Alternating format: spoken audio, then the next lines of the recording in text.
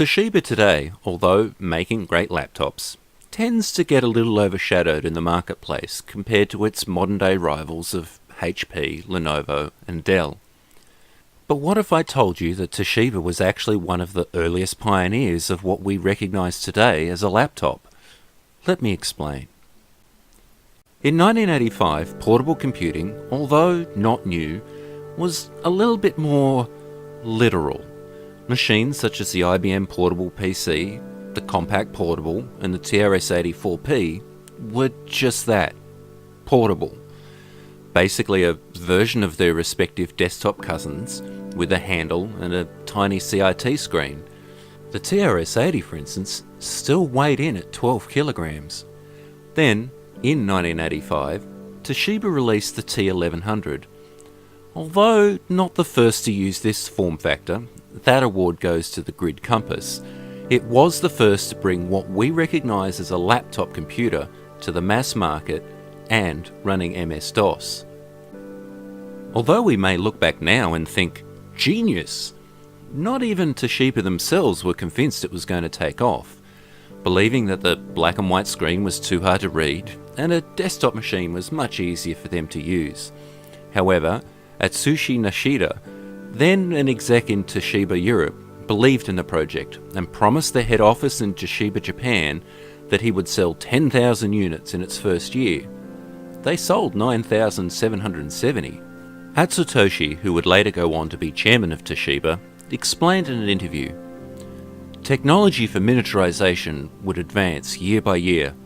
In 1987, I told an audience the notebook computer would become this much size," showing an A4 piece of paper, "and in colour."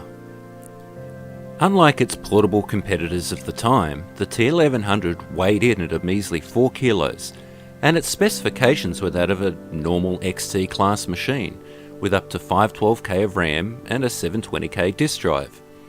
One significant difference, however, was its use of Intel's 80C88 processor, a slightly more efficient variation of the perennial 8088.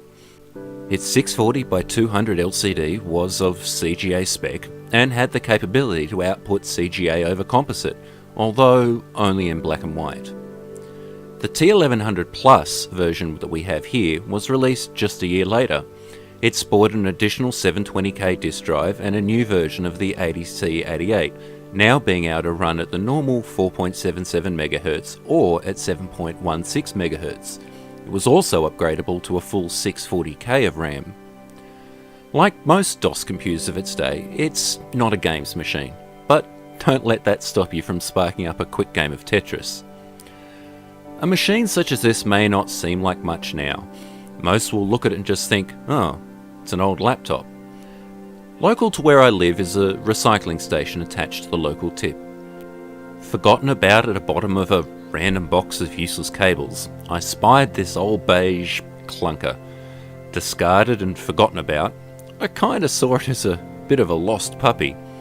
Figuring it was worth at least the cost of a replacement 9-volt power supply, I picked it up and took it home.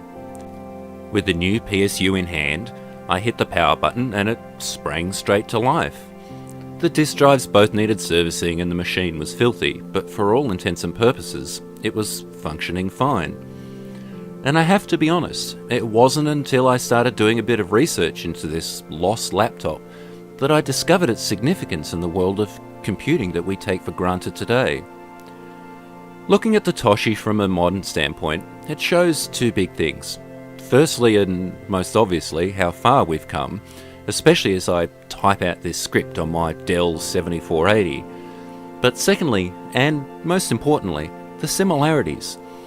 With its opening shell to reveal the keyboard, its disk drives easily accessible down the side, and a decent assortment of ports on the rear, you really can see where today's laptops were born from, and the standards that were set all those many years ago. And when compared to my TRS-84P or my Compaq Portable 2, it also shows how quickly things were changing in those incredibly innovative days of the 80s. Quoted on Wikipedia as the world's first mass-market laptop computer, I'd actually have to agree. This unassuming T1100 to most would just seem like another old DOS laptop. until you do a little bit of digging as I did and find out it's actually the first DOS laptop. And I think we've got a little bit of thanks owing to it.